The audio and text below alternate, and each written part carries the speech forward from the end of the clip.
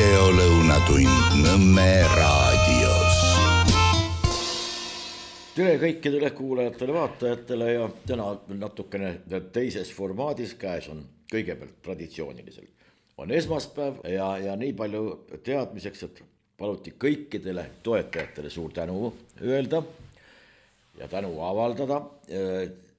Tänu teile on kõik siiamaani veel toimib nii nagu toimib ja saatejuht juba aastakümneid siin olnud. Margusel on täna tervist natukene kehvem, kolmiknärv annab endast jälle teada ja tunda ja seetõttu olen ma siin täiesti uudses rollis, täiesti niisugune soolo esinemise raames.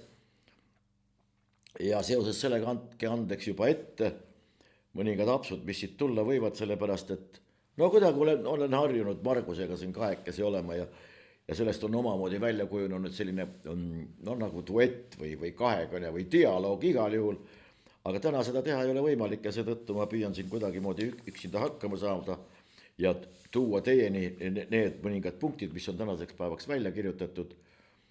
Et Margusele soovime tervenemist ja kõikidele toetajatele, kuulajatele, vaatajatele veel kord suur tänu. Aga läheme kohe asja kallale. Vahepeal oli siin eile, nimelt oli isadepäev, isadele ka kõikidele jaksu, jõudu ja värsketele isadele palju õnne ja vanaisadele loomulikult ka ja kui see isandus lõppude lõpus kuidagi moodi meil tuuled tiibadesse saab ja kuidagi paremini hakkab kulgema, võib-olla hakkab emadusel ka natukene paremini minema, aga vaatamata sellele, et igasugused sooideoloogid ja kõik võimalikud muud tegelased on kõik püüdnud teha selleks, et ei oleks ei isa ega ema, aga oleks vanem 1 ja vanem 2 ja sugusid oleks 76 või on neid meie haridusministri arusaama kohaselt 20, kuid kangekaelselt ei ole ta siiamaani ennast mitte ühegagi neist sidunud või avalikult ei ole teada andnud, kuhu tema võiks kuuluda. Aga kuigi ametlikult nõuab ta koolides sellise õpetuse, mille järgi on sugusid üle 20, vastuvaidlematult aktsepteerimist. No aga loodame, et vastupanu rinne sel teemal vähemalt jätkub ja lõppude lõpuks ikkagi mõistus tuleb võimule. Nii et võtame kohe algatuseks siit mõningad asjad, mida olen tänaseks päevaks kirja pannud. Juhtkiri. Isamaa võttis Tallinna pantvangi ja hakkab Kõlvarti toel Savisaart tegema. Arusaamatu on, mida tähendab Savisaare tegemine.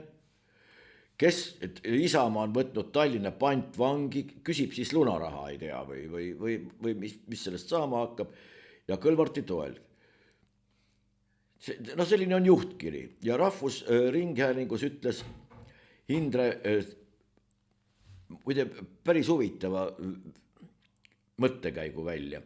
Ta ütles niimoodi, liidud igasuguste võimuliitude kohta, mida erinevates kohtades Eestis kohalikud võimuliidud ikka sõlmivad, need lähevad nendega kokku ja need lähevad nendega kokku ja siis mida ütlesid isamaalased sotside kohta Tartus näiteks, et need on seal hoopis tumerohelised näiteks, aga nüüd nende liitude ja igasuguste maailmavaadete kokku sulamise, kokku minemise selliste vahel mõistuse abielude nii-öelda näol ja toel saab öelda ju seda tegelikult,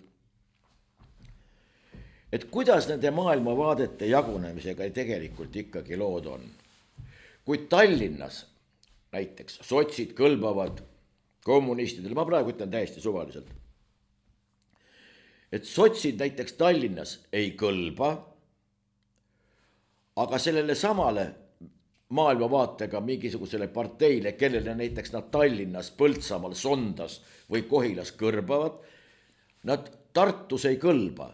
Kui maailmavaade on mingisugusel parteil üks ja see sama, ma saan aru, näiteks kommunistidel on kommunisti maailmavaade, tema saab niimoodi asjadest maailma toimimisest aru, sotsialistidel on natukene kommunistidest erinev, Isamaal meie puhul, võiks olla ju ühtemoodi või mõistame ju kuidagimoodi ikka pigem konservatiivset joont ja nii edasi. Kuidas need siis piirkonniti, rajooniti, valdade kaupa muutuma on hakanud, vot sellest ei saa aru. Tahan siin lihtsalt välja käia ühe mõttekäigu, võib-olla mõtlete selle peale. Kui räägitakse maailma vaatest kui sellisest üleüldse, siis klassikalises mõttes maailmavaade tähendab vaadet maailmale, ehk kuidas sa sellest maailmast aru saad, kuidas sa seda mõistad ja kuidas sa seda võtad. Näiteks vanad eestlased, no nad ei olnud siis eestlased, siis enased hõimud, rahvused ei olnud veel välja kujunenud, oli see animalistlik, see tähendab seda, et kus ka kividel, ojadel, puudel, kändudel, mägedel, orgudel, järvedel ja jõgedel, kõikidel oli hing sees. Ehk animalistlik. Võib olla monoteistlik näiteks, kus arvatakse, et maailma aluseks on üks jumal ja tema korraldab kõiki asju, juhib meie tegemisi, meie mõtteid, ka väljaütlemisi. Polüteistlik, kus on neid natukene rohkem ja nii edasi, nii edasi. See on, kui me räägime maailmavaatest. Aga see, kas mingisuguse tänava paranduseks tuleb panna 200, 0,2 või 20%, siin ei ole maailmavaate kui sellisega mitte midagi pistmist. Ka aksioloogiaga mitte. Aksioloogia muide on klassikaline väärtusõpetus ja kui keegi hakkab rääkima mingitest väärtustest, tähenduses, et 200 või 0,2% või 20%, siis on ilmne see, et väärtussüsteemidest inimene paraku, ütleme pehmelt, kuigi palju ei jaga. Kunagi me Tartus naersime tipitudengite üle, tipimehed, need liidavad, lahutavad, korrutavad, aga ei jaga. Tegelikult jagasid nad tol ajal suurepäraselt ja palju paremini teinekord vähemalt reaalained küll, kui meie seal Tartus. Aga õnneks oli, ühed olid seal ja teised olid siin ja lõppkokkuvõttes täiendati üksteist suurepäraselt ja läbisaamine oli ka suurepärane. Kui tipipoisid, seal oli poisse oli rohkem, need tulid Tartusse, kus tüdrukuid rohkem, niist need sõprussidemed ja võib-olla veelgi mingid muud liidud pikemaajalisemad ja lühiajalised sündisidki. Aga lähme edasi. Aleksei Jašin. Tuletame meelde, et Aleksei Jašin oli, või on praegu ka vist ametlikult see aselinnapea Tallinnas, kes peaks korraldama hariduselu, haridusvõrku, siiamaani, aga tal ei ole endal välja kujunenud veel aru saama selle kohta, mida see haridusvõrk ise endast kujutab. Ja tegemist on, kõigil lisaks ütlen ausalt välja ja otse, tegemist on valetajaga. Kui ta kunagi rääkis avalikult sellest, kui palju õpetajaid on puudu ja missuguseid õpetajaid puudu oli, siis pakuti talle konkreetselt välja. Tugev, palun, siin on inimesed, kes on valmis õla alla panema, nimetage koolid, kuhu on vaja, millega asi lõppes, susinal otsad vette, mitte kedagi tegelikult kuskile vaja ei olnud. Võib-olla on see tegemist ka mingisuguste poliitiliste mängudega, et kandidaadid osutusid poliitiliselt ebasobivateks või Jašini isikule ebasobivateks, ei tea, need on ainult spekulatsioonid. Igal juhul lõppkokkuvõte oli see, et mitte kedagi, mitte kuskile vaja ei olnud. See oli siis tegelikkus, aga kisamiseks on hea küll. Ja Jašin ütleb niimoodi, Keskerakonna ja Isamaa kihlus on pragmaatiline, ent siiski odav. Väärtustega kauplemine ei näe kunagi hea välja. Mis väärtustega see Jašin nüüd kaupleb või süüdistab, et kauplevad Isamaa või Keskerakond? Nimetage ükskord need väärtused. Siiamaani on Jašini sõna andnud sellest, tal eesti keel on nagu on. Aru võib saada, aga tihti peale, eksib muidugi, see on ka selge. Inimese emakeel on vene keel. Tubli, et niigi palju on ära õppinud, aga seda rahuldavaks kuidagimoodi lugeda ei ole võimalik. Tuletame meelde, et keele hulka kuulub ka foneetiline süsteem. Nii, ja huvitav on see, et Jašin sobib näiteks nüüd Eesti Päevalehele, sobib pidevalt tsiteerimiseks, pidevalt talle ruumi antakse, vaatamata sellele, et on ju tegemist tegelasega, kes on kõikides oma senistes ettevõtmistes sügavalt ebaõnnestunud. kes ise mitte midagi saavutanud ei ole ja muide ka persoonina oma teadmistega ka siiani mitte kuskil hiilanud ei ole, aga tähendab ikkagi see, et ajakirjandusväljaanded on tihtipeale ka vaatamata püüdlustele sellised neutraalsed, suhteliselt neutraalsed ja asjalikud välja näha, on ka siiski oma sümpaatiat ja kui nüüd antud olukorras see Jašin sobib, siis esitatakse teda ette, taha ja üles ja alla, ei ole üldse mingit küsimust. Nii, ja Mart Laar ütleb, kokkuminek Kõlvartiga on mulle vastuvõetamatu võiks olla tegelikult, aga ta ütleb vastuvõtmatu, olgu pealegi maitse asi. See on vale samm. Tuletame meelde nüüd natukene seda, kui Laar oli meil suur juht ja õpetaja ja asju korraldas, siis oli Kogan see, kes oli interrinde ja kõige vaenuliku ürgkehastus. Sellisena teda vähemalt kirjeldati, võib-olla ta seda ka oli. Ja Laar ei pidanud sugugi paljuks võimu nimel Koganiga kokku minna, temaga koalitsioon sõlmida. Ei olnud mingisugust probleemi. Ja nüüd Kõlvartiga. Kõlvartis muide ei ole mitte grammigi vene verd. Tuletame hetkeks meelde, see, kes hakkab jälle midagi venelastest rääkima või venemeelsusest või millest iganes. Et Laar vaadaku kõigepealt selles mõttes natuke tahapoole ka, mis ta ise kunagi korda on saatnud, mida ta teinud on ja siis hakaku teistele etteheiteid tegema. Aga võib-olla, ei tea, võib-olla tervis halb ja ei hakka siin selles mõttes sügavamale minema. Pakosta on tutvustanud Riigikogule vangla rendilepingut. Rootsi vang ja ütleb niimoodi, Rootsi vang müüride vahelt välja ei pääse. Ma saan sellest niimoodi aru, sellest ei olegi võimalik teistmoodi aru saada. Inimene ütleb otse välja, et need, kes on sinna tulnud, sinna ka jäävad. Nüüd on küsimus ainult selles, kas nad maetakse või tuhastatakse või vastavalt nendele kommetele või on seal mingisugune juba ka mingi protseduur välja mõeldud, kuidas see kõik kulgema hakkab, kas see toimub vangla territooriumil või on Tartu linna või maakonnaga või vallaga juba kokkuleppe sõlmitud, et kuhu nad siis lõppude lõpuks oma viimse puhkepaiga leiavad. Ei, kui nad vanglast ikkagi müüride vahelt välja ei saa, siis nad sinna ilmselt ka maetakse. Nii ütleb meile Liisa-Ly Pakosta, justiits- ja digiminister, kes suuresti selle vangla rendilepingu taga ise ka on. Nii et jälle üks huvitav nüanss asjal juures, ei pääse sealt välja. Ja Liisa Pakosta ütleb niimoodi, teise asjaga seoses. Nüüd katsuge jääda rahulikuks, ma püüan ise ka mitte irvitama hakata, raske on, aga proovime. Nõusoleku seadus teeb piiri selgeks, ilma jah-sõnata ei seksi.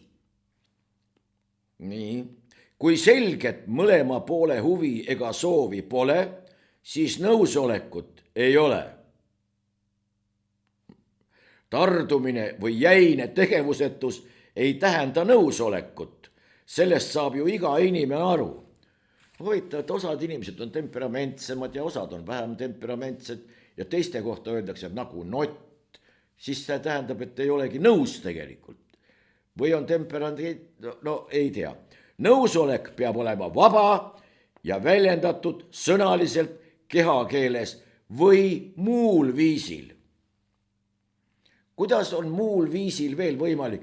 Kuidagi hüppad, tantsiskled, naeratad, teed mingisuguseid loomakese hääli, ihaha, kikeriki, mis peaks väljendama sinu soovi paarituda või kuidagi laenad midagi loomariigist või oled midagi teatrites näinud, kuskil kinokunstis või veel midagi, või muul viisil. Kui on seaduses kirjutatud kehaliselt, sõnaliselt või muul viisil, siis on kõik ju selge. Saadad talle telefonis sõnumi, olen nõus, mille kohta see käib. Aga mina sain aru, et muul viisil väljendatud ongi nõus. Ja nüüd tuleb, selle mõte on lihtne. Ära tuleb hoida seksuaalkuriteod, heidutada ilma nõusolekuta ründajaid. tähendab nõusolekuta ründajad ja nõusolekuga ründajad on olemas. Nõusolekuga, ründas nõusolekut, sa ainult lubad, no lihtsalt hämmastav, aga no kõrgetesse ametisse sattunud isikud, ma ütlesin sattunud praegu meelega, sellepärast et no ei ole võimalik, et mingisuguse hea ja korraliku personalipoliitika puhul inimesed, ma nüüd ei ole antud hetkel ministrile etteheidet, aga see süsteem on vigane, mis võimaldab sellistel isikutel, sellistele ametikohtadele sattuda, kus nad osutuvad sügavalt ebakompetentseks lihtsalt. Võib-olla ta on mingis muus ametis oleks suurepärane ja paremat ei ole lihtsalt olemaski. Aga näed, see on näiteks võtame, inimene on hästi tubli kirurg. No ta on hea käega, peenega, ta tajub, tal on praktika, tal on kogemus, tal on teadmised, ta täiendab ennast kogu aeg. No suurepärane, paremat ei ole olemas, aga näiteks autoga sõita ei oska, pole kunagi sõitnud ja läheb tänavale. No kõige suurem käpard üldse, kes üldse olla saab. No ühes asjas on ta väga tubli, nii ka antud juhul. Ka meie digi- ja justiitsminister mingis ametis absoluutselt ei ole välistatud, et on parim ja annab kõikidele silmad ette. Aga antud juhul, selles ametis küll tekivad mõningad küsimused ja laiendame seda teemat natukene veelgi.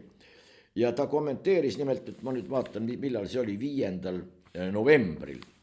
Kanal 2 hommikusaates Nõos surmaga lõppenud avariid, tuletame meelde, et see tegelane oli ammu politsei vaateväljas olnud, ta oli korraldanud ennegi mingisuguseid jõhkraid tegusid.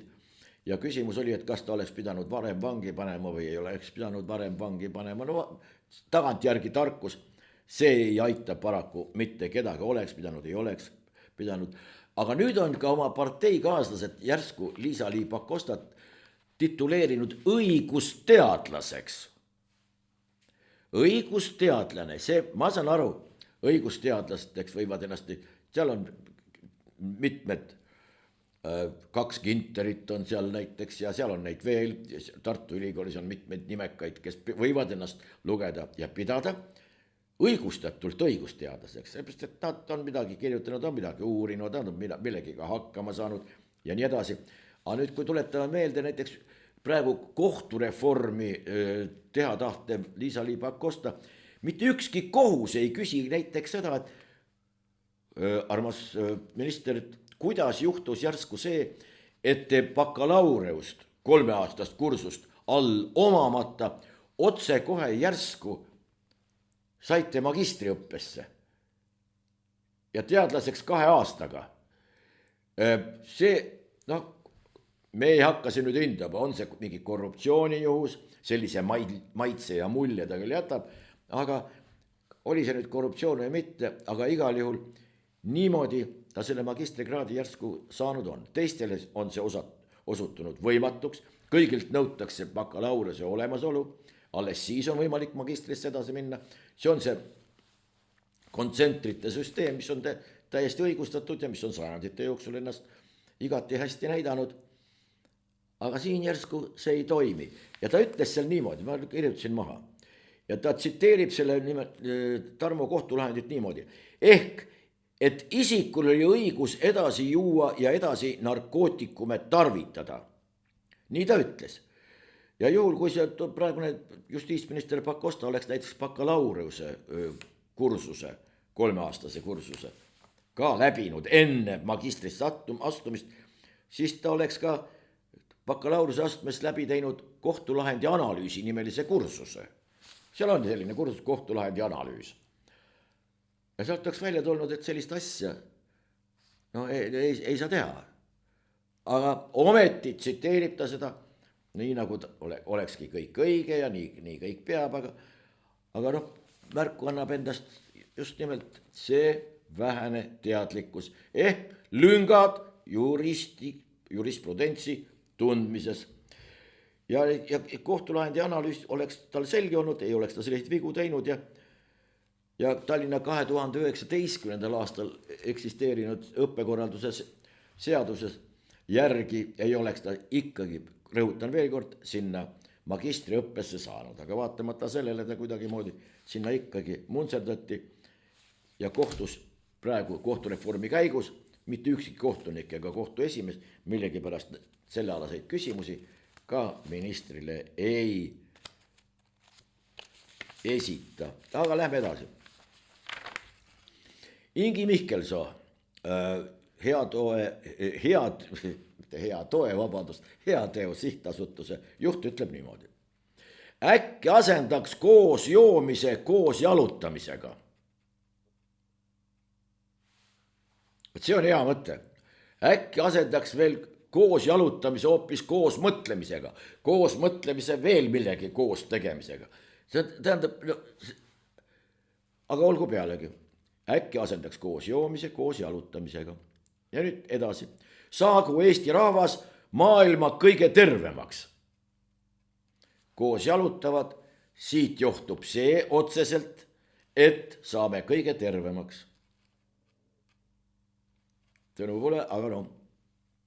Ja jätkab. Kuidas oleks, kui pööraksime olukorra pea peale?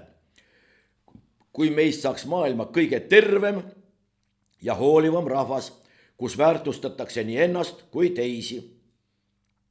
See tähendab, et praegu oleme me kõige haigemad ja kõige vähe hoolivam rahvas, kus ei väärtustata ei ennast ega teisi.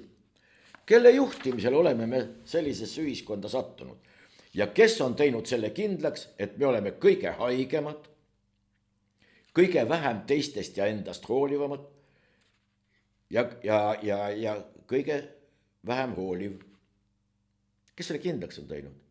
Tähendab, see on üks näide selle kohta, kus ise esitatakse mingisugune tees ja hakatakse sellele siis vastu vaidlema. Nagu oleks seda keegi kunagi kindlaks teinud, nagu oleks seda keegi kuskil väitnud.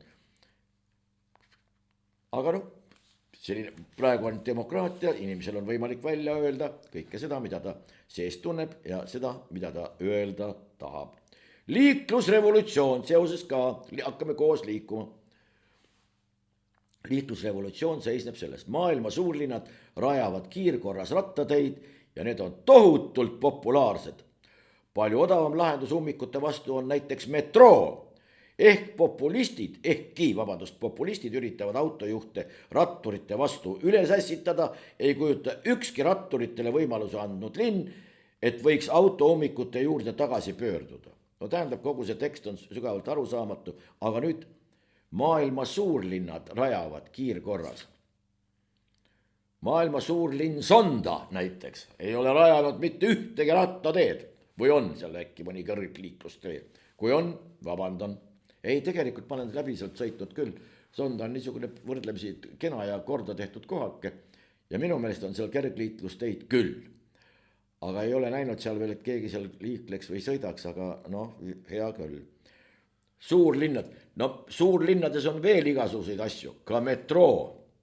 Mis me nüüd hakkame siis metrood ehitama? Meil ei ole raha mingiks lastele, et ta saaks mingis rahvatantsuringis käia või joonistamas. Aga metroo teeme. Rail Baltica, 19 aastat juba teeme, miljardid raisatud. Aga rööpaid maas ei ole.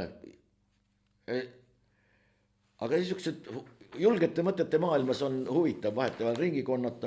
Ja tavaliselt on neil ka mingisugune kaja või mingisugune sihtgrupp olemas, kes ütleb, aga loomulikult, aga miks mitte, teeme metroo, aga me teeme teistsuguse metroo, aga me ei tee niisugust metrood, mis läheb maa alt, me teeme niisuguse metroo, mis kulgeb õhus. Tegelikult niisugused transpordivahendid on maailmas juba ammu olemas, aga noh, meie omade jaoks kõlbab küll öelda, et meie ise midagi leiutanud oleme. Ja see, kas tegelikult tehakse või ei tehta, see ka ei huvita mitte kedagi.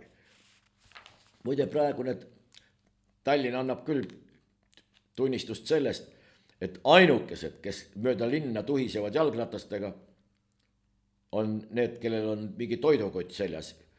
Ja siis, kes kiirkorras kellegile toimetavad. Viru tänaval nägin paar päeva tagasi sõitmas ratturit.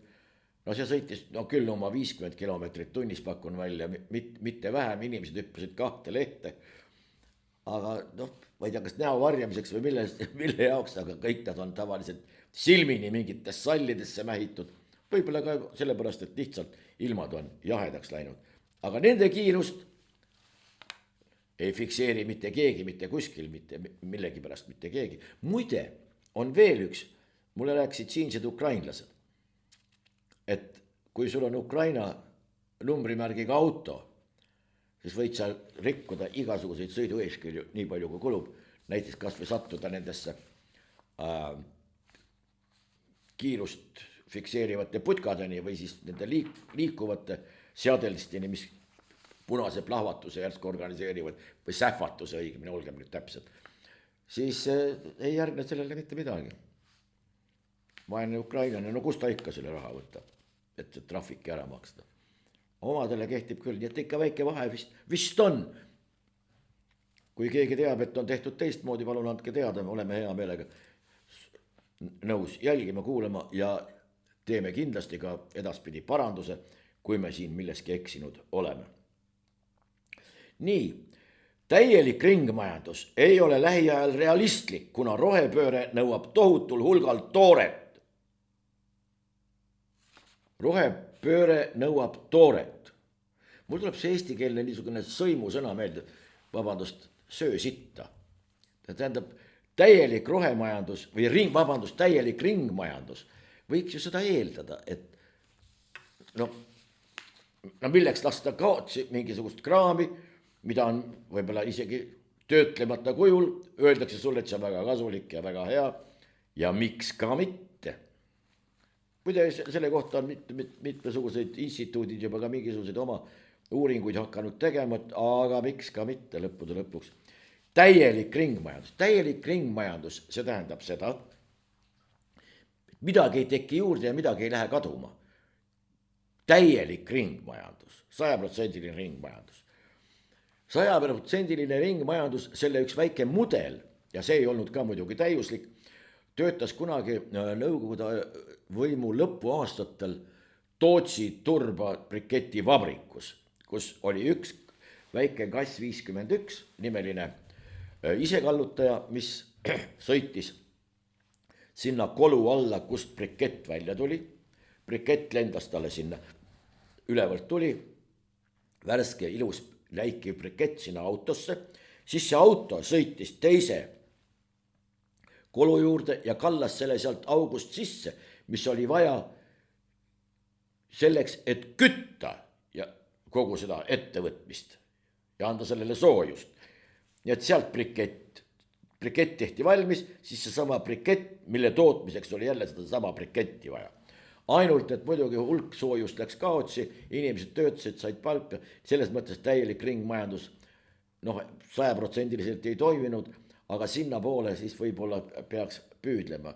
Tähendab, sellist jaburat, üsna sõna otseses mõttes jaburat juttu aetakse meil millegi pärast üha rohkem ja neid fanatte on ka üha rohkem, kes seda kõike tõepähe võtavad ja kujutavad ette, et vaatamata füüsika, keemia ja igasugustele muudele seadustele, see kõik võimalik on. Aga midagi lõbusat ka.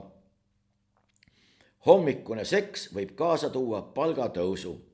Kui inimesed edaspidi tööle hilinevad natukene, siis ärge pahandage, nad olid ametis selle samase nimetatud seksiga lihtsalt selle nimel, et väike palgatõus tuleks jälle juurde.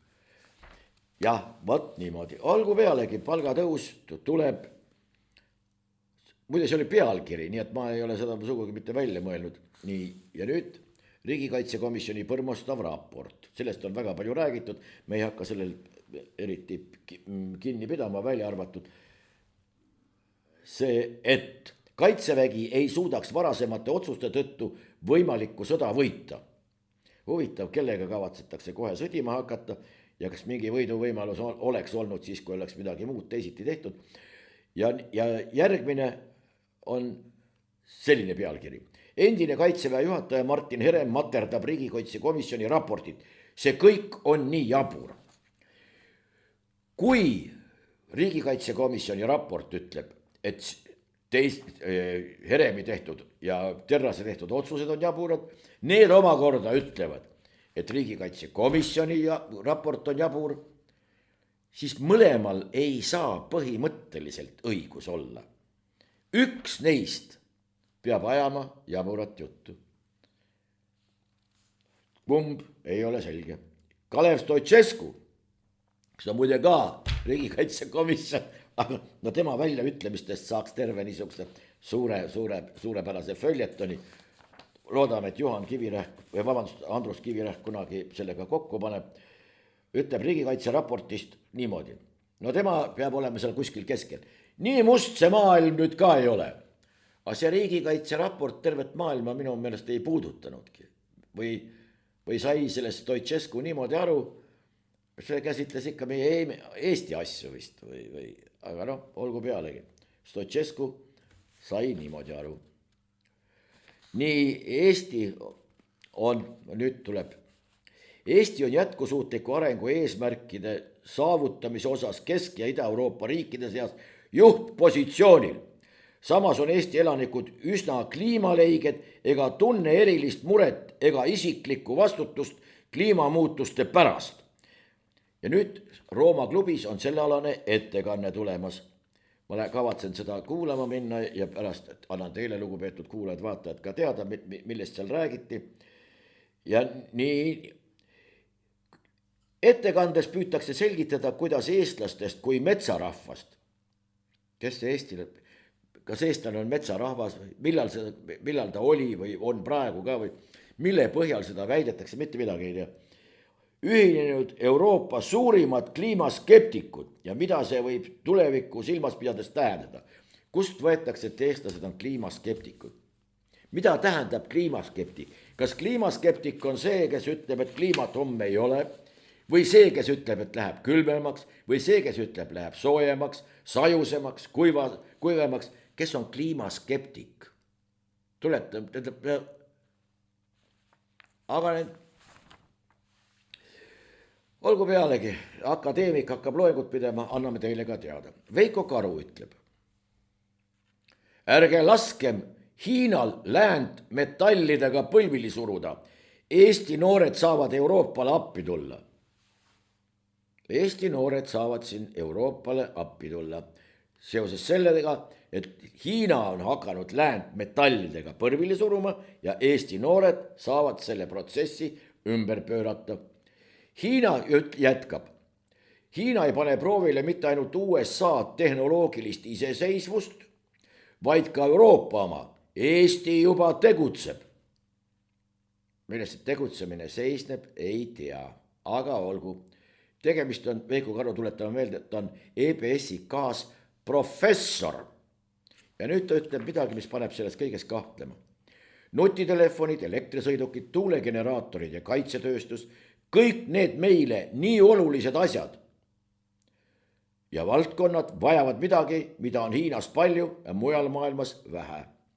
See miski on muidugi haruldased muldmetallid, millele Hiina hiljuti ekspordipiirangud otsustas kehtestada. Liitium, koobalt, nikkel on ainult mõned näited. Nikkel, koobalt ja mis see veel oli, liitium. Need ei ole muldmetallid. Kallid sõbrad, need on tavalised metallid. Muldmetallide hulka kuuluvad lantanoidid ja veel 2, kokku 17 elementi. Luteetium, lantaan ja nii edasi.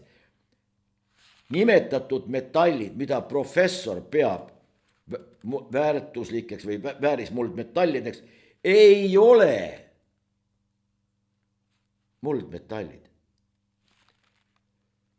Liitium, koobalt, nikkel.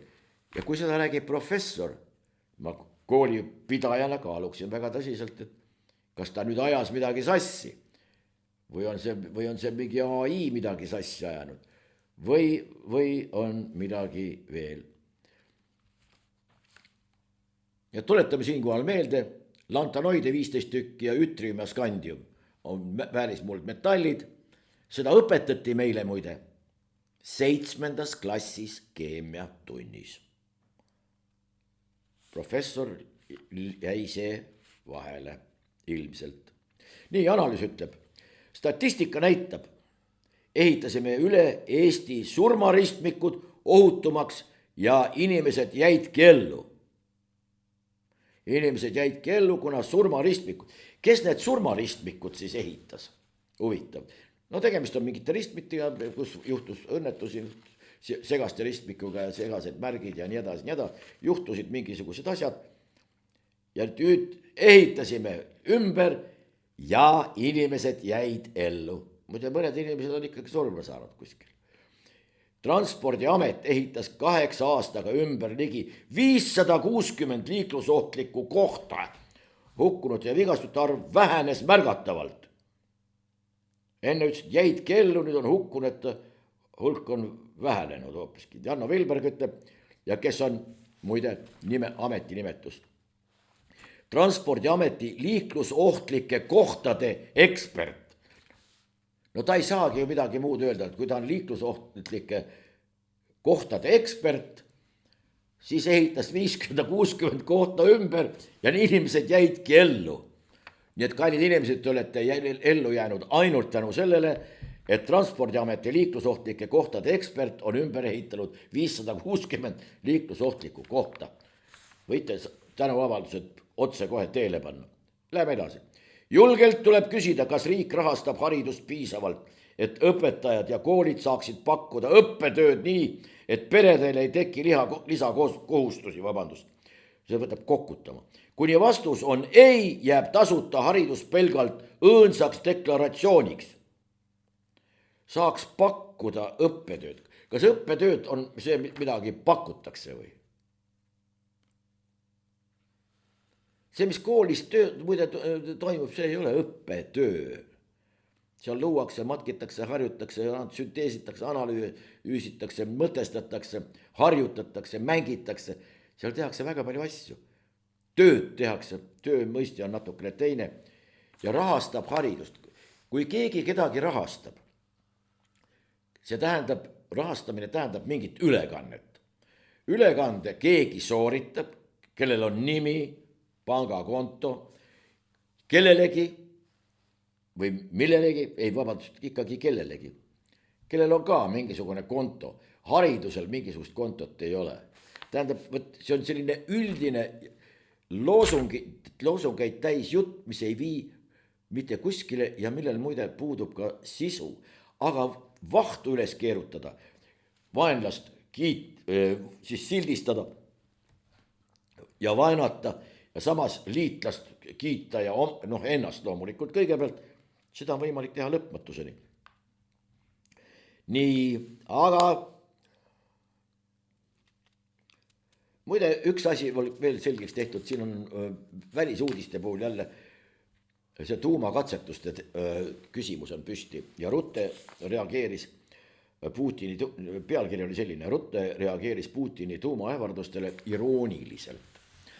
Nüüd irooniliselt või mitte või vähem irooniliselt tuumakatsetustele. Meil tuleb välja, ei tehta vahet, mis asi on tuumakatsetused. Neid on 2 sorti ja neid ei ole tehtud juba üle 30 aasta, muide. Viimased olid 93. aastal tegid vist Ameerika Ühendriigid, korraldasid Nevadas ja Nõukogude Liit või oli siis juba Venemaa, need korraldasid kas 90 või 91. Sellest ajast tuumakatsetusi ei ole korraldatud. Tuumakatsetus tähendab kas piiratud, kriitiline või siis kriitiline. Piiratud tähendab, pannakse tööle kõik, aga see viimane suur purakas jääb toimumata, nii öelda. Ma praegu nüüd väljendusin vähe vulgaarselt küll, kuid see viimane suur pauk jääb olemata. Kõik tehakse ära, aga see viimane suur pauk jäetakse ära. Siis looduskokkuhoid ja kõik muud asjad sinna juurde. Täpselt niimoodi. Kui kriitiline mass ületatakse, aga selle kriitilise massi kokkusurumiseks või selle saamiseks on vaja omakorda plahvatus. See kõik korraldatakse, aga tuumaplahvatusel endal toimuda ei lasta. Ja nüüd Venemaa katsetas ei mitte midagi muud kui tuumajõul liikuvaid rakette. Üks on veealune ja teine on siis veepealne, mis käib õhus. Mõlemad on tuumaenergial liikuvad mootorid. Ehk siis tuumajõud käitab neid mootoreid ja need ei ole tuumakatsetused. Tuumakatsetusteni, kui äkki jõutakse ja seda muidugi Donald Trump ütles siin väga huvitavalt, et Venemaa teeb tuumakatsetusi, Hiina teeb tuumakatsetusi ja Põhja-Korea teeb tuumakatsetusi ja kõik teevad tuumakatsetusi ja meie hakkame ka tegema.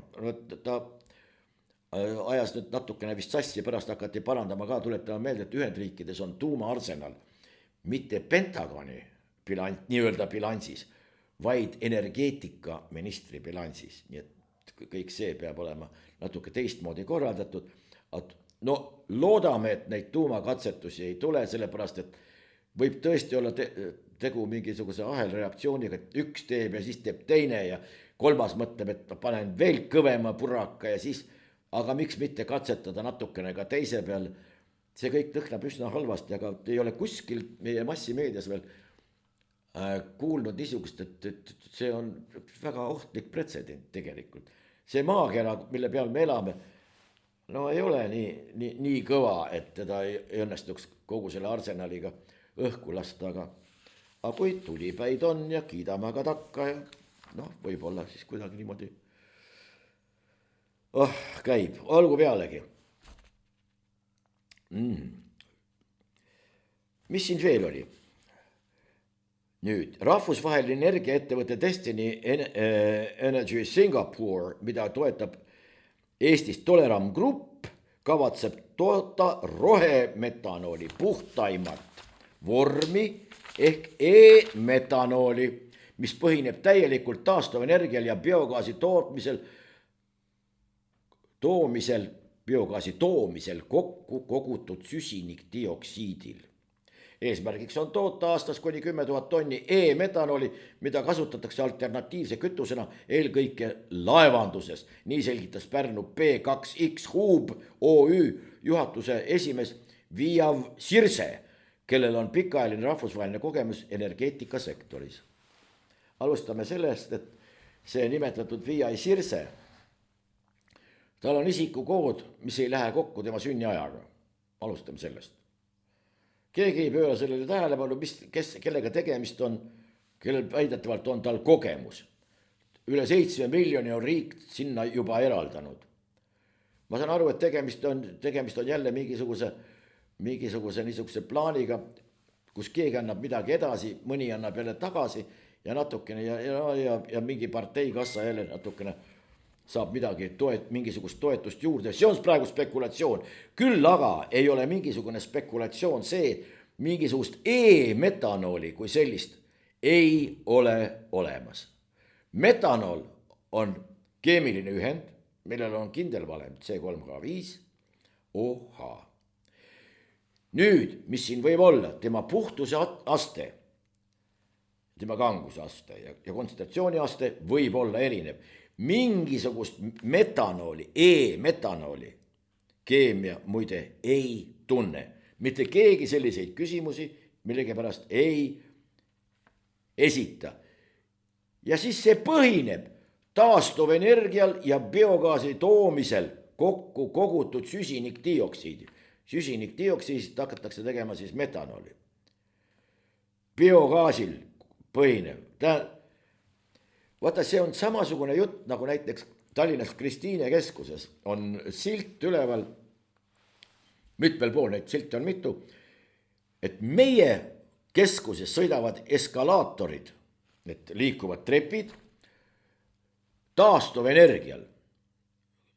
Ja kui inimesel tuleb pähe esitada ainult üks küsimus, vabandust, kas siia tulevad siis mingisugused eraldi süsteemide võrgud tulevad sisse, üks juhe, nii-öelda piltlikult, on see, kus tuleb taastuvenergia ja teine juhe on, mis pidi jõuab sinna, siis see mitte taastuvenergia.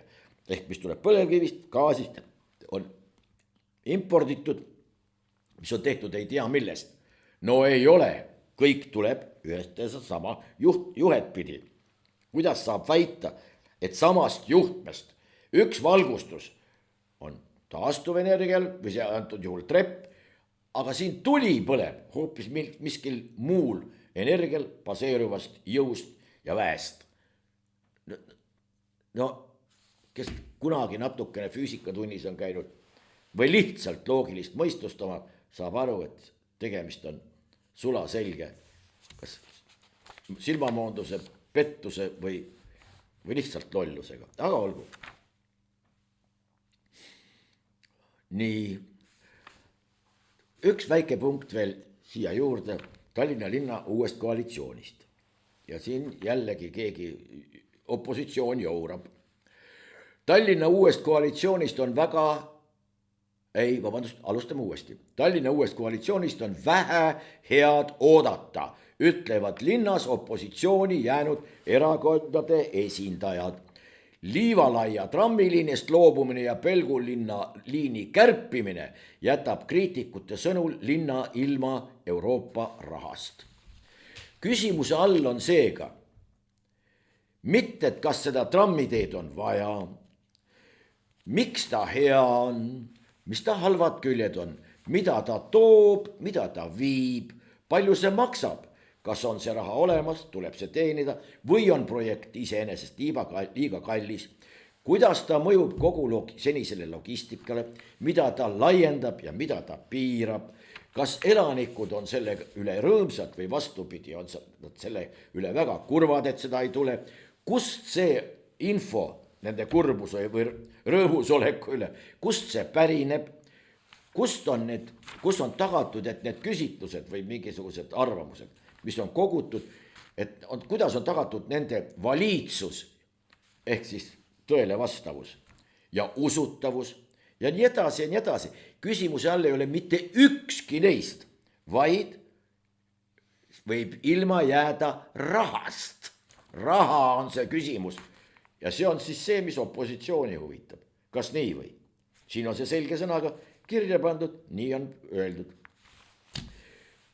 Kersti Kaljulaidi ütlemistest saaks ka muidugi terve pika laia brošüüri kirjutatud, loodame jällegi Andrus Kiviräha peale siin, kes loodetavasti sellega kunagi paneme omalt poolt õla alla, sellepärast meil on kogutud neid üsna palju, ütleb niimoodi. Kersti Kaljulaid. Spordijuhtimises me ei saa omale lubada, et me ei räägi ega vaidle. Nii, spordijuhtimis, juhime sport. Kui sport oma olemuselt ei ole demokraatlik, siis spordi juhtimine peab olema väga demokraatlik ning spordi loomust ei saa ebademokraatliku juhtimise juures kasutada ettekäändena, kuna sellises süsteemis puudub edasiminek. Vaat nüüd selle peale meenub mulle üks üliõpilasmalevast üks seik, kus me tavaliselt hommikul 7:30 olime terve rühmaga Jõgeva Keki hoovi peal ja seal anti välja töökäsud ja seal jaotati betoonid ja tähendab kõik need materjalid ja seal oli meie tänaseks päevaks suurettevõtjaks tõusnud väga andekas insener, mul kallis pinginapper oli juba seal ja vaidles meile alati kõik asjad õigel ajal kätte, me saime need raketiste lauad ja saime naelad ja poldid, mis vaja ja betooni saime alati õigeaegselt ja õigetes kogustes. Kõik oli välja arvutatud, tal kõik oli väga suurepärane, aga seal oli üks autojuht, kes 7:30 ilmus alati kohale ja kell 7:45 suutis ta olla juba nii täis viina, ma mõtlen, või mingisuguseid muid alkohoolseid joogikesi, nii et tuikus täiesti avalikult ja tema teatas alati pidulikult. Kui täna ka äärekive ei tule, mina välja ei sõida. Siis ajas näpu labakäeni ninna ja teatas veidi hiliseva häälega. Nii kaugel kui siit sinnani, see küll ei olnud. See jäi meil motoks mitmeks aastaks, see lause iseenesest. Nii kaugel kui siit sinnani, see nüüd küll ei olnud. Seda võib öelda ükskõik mis asja kohta, ükskõik mis olukorras, räägitakse kas uuest koalitsioonileppest või ostetavast meremiinikesest, kas räägitakse Liivalaia trammist või siis järgmise aasta eelarvest, igal juhul on võimalik otsekohe röögatada, nagu ülemvälipreester Laatsina une pealt rohkem sousti teatas, on võimalik alati röögatada. No nii kaugel kui siit sinnani, see nüüd küll ei olnud. Tänaseks ongi kõik, loodame, et Margusel tervis läheb paremaks ja saame järgmisel korral teie ees juba koos dialoogi pidada. Täna tuli välja nagu tuli, täna veel kord loomulikult kõiki neid, kes kuulavad, vaatavad ja loomulikult neid, kes toetavad ja meie püha sõda, täna tuleb ise öelda, läheb loomulikult edasi.